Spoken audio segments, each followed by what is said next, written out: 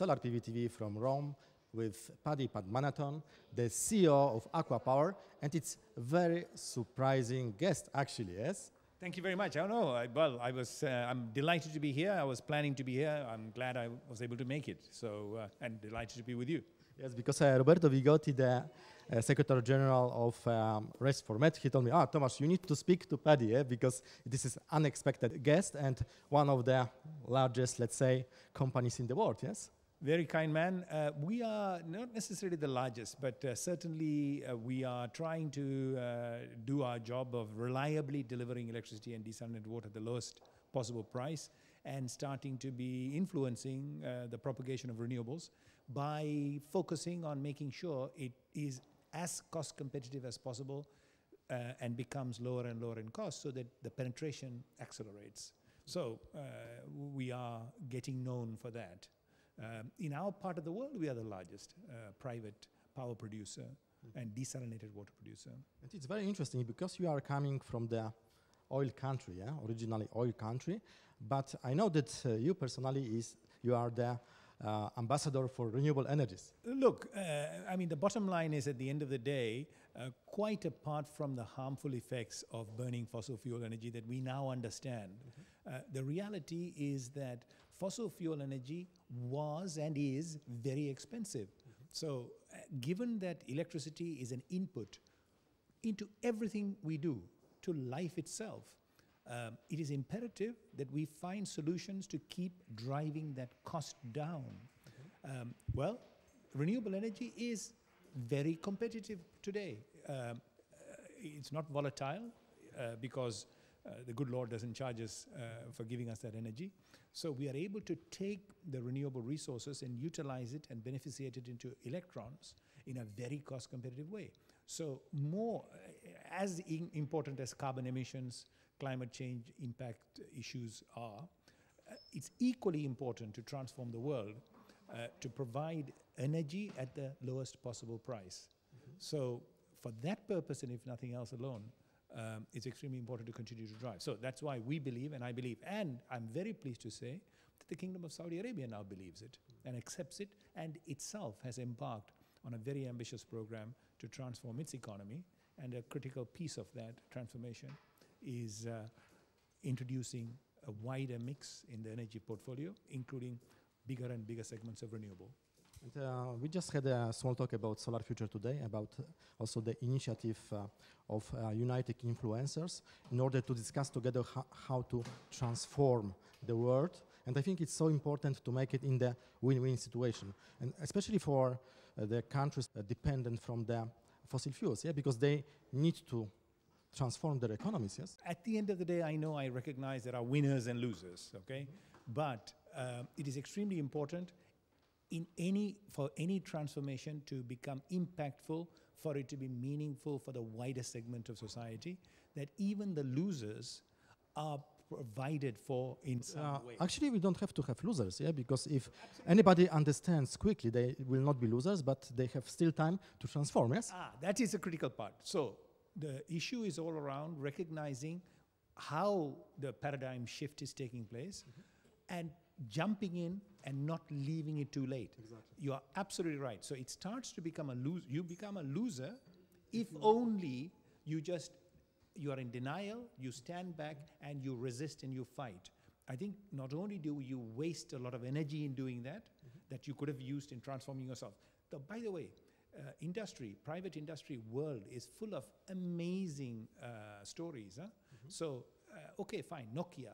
Everybody at some time or the other had a Nokia mobile phone. Me too. So they think that Nokia was a mobile phone company. No, Nokia started out life as a paper and pulp company. If you look at Nokia's history, you will see Nokia throughout its life had done just about everything. It had sold just about everything. The cosmetic company, Revlon, started out life completely different. A very famous engineering company in Korea, Doosan, started out life as a beer making company. So these are the smart guys, but industrial world also is full of the Kodak companies like Kodak and Xerox and so on and so forth, who resisted. Kodak was a classic example, denial. Just because, I mean, they invented digital photography, but they said, oh man, if we promote this, our core business is going to die, printing photographs. So they tried to hold back. They tried to pull back innovation. Maybe they didn't understand the disruption stuff. No, I think they didn't understand that humanity will continue to improve. Humanity will continue to prosper.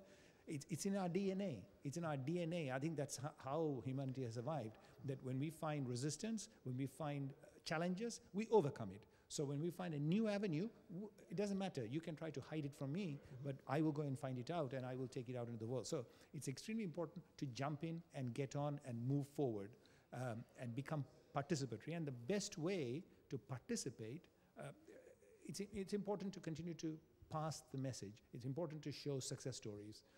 That's one of the reasons why these kind of platforms, these kind of influencing networks are very important, because these are very powerful mechanisms that can be used in order to transfer knowledge, in order to showcase successes, in order to educate, in order to also collaborate. But I think it depends also on the leaders, yes, in the companies, like Enel, yes. Enel, let's say, it was traditional utility, now it's the leading green utility. Yeah, Enel is an absolutely wonderful model example. So, like Google is and like Facebook is, and these are things that just started the other day, brand new, so they leapfrogged everything. But Enel is a huge success story, because for me, it's a leading light of how a very, very, very fossil fuel-based, old model, sorry to say stodgy, kind of industry and utility in that environment has transformed itself into something absolutely modern. Enel is a model, actually. It's a showcase, particularly one that is so desperately needed in the middle of this energy transition, of how a company that was entirely focused with the old model, the old way of doing things, sorry, in today's terms, stodgy way of doing things, fossil fuel, heavy central power plants. They're very clever. Francesco Strasse was very visionary. So there he goes. When it was not fashionable, he jumped into renewable energy. Today he told me that he was rational, actually.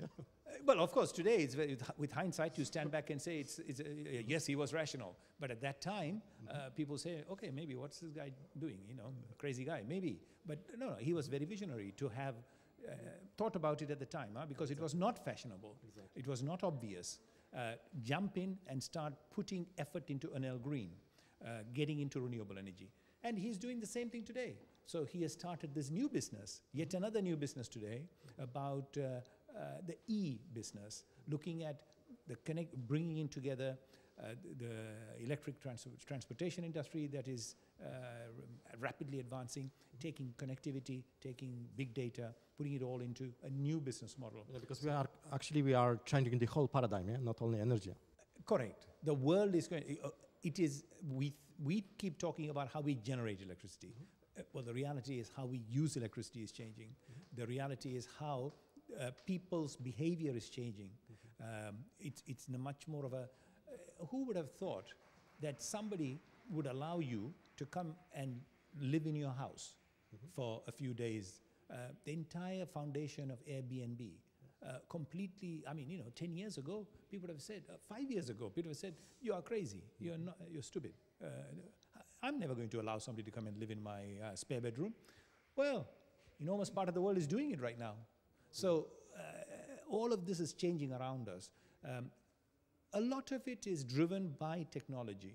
A lot of it is driven by our ability to be able to really utilize that power that we have.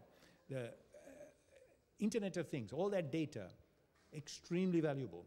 What is even more valuable is the fraction of cost now in being able to utilize that data in order to be able to process that data.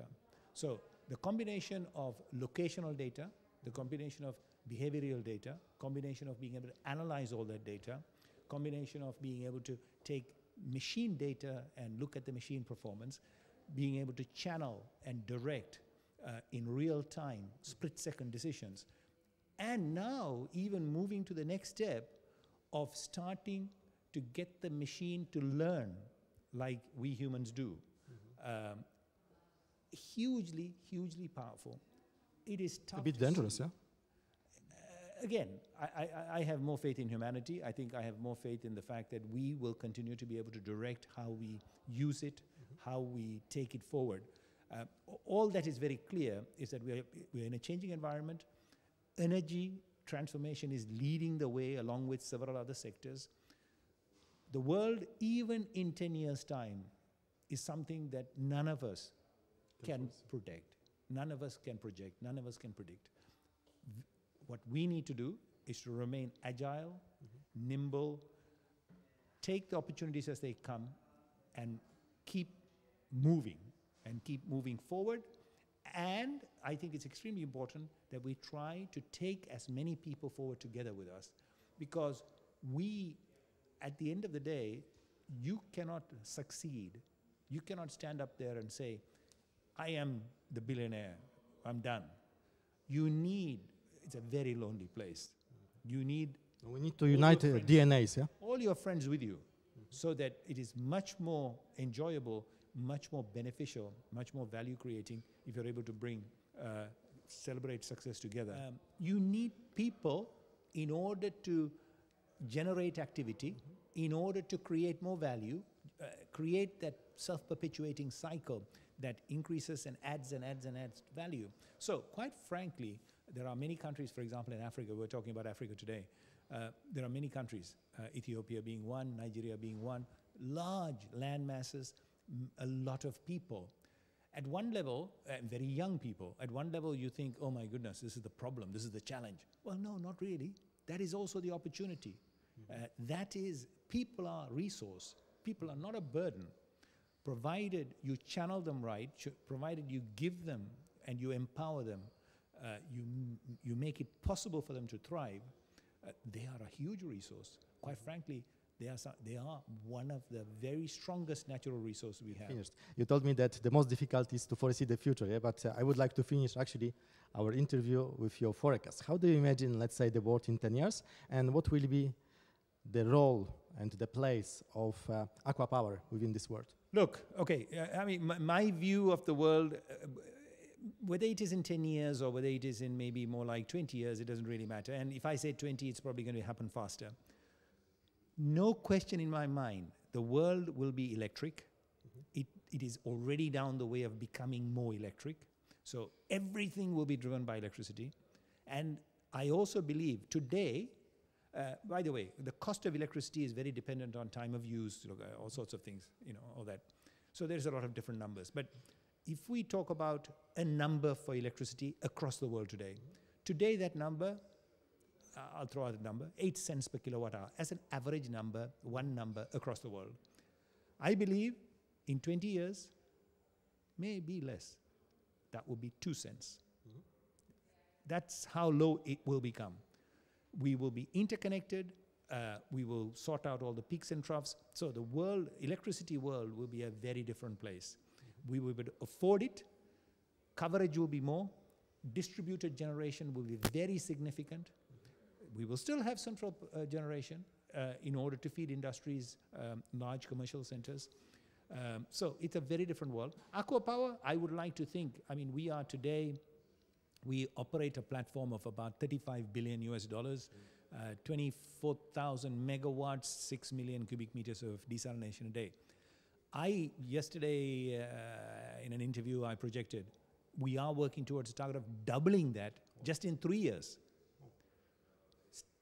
Oh, so you will be very busy, yeah? So we will be very busy. So over the next 10 years, with all that opportunity ahead of us, I see no reason why we should not be 4 times the size that we are today, and not being completely crazy. So I think that we will meet quite a lot of times. Yeah? I am sure we will, simply whether it is because ACWA is growing or whether it is because the world of energy is changing. Either way, look forward to that. Okay, thank you so much. My pleasure. That was Solar PVTV together with Paddy. Padmanathan. Very nice to see Exactly. you. And from Rome, from RES Format 5th anniversary meeting, and maybe also the future member of RES Format. Thanks for watching. Thank you.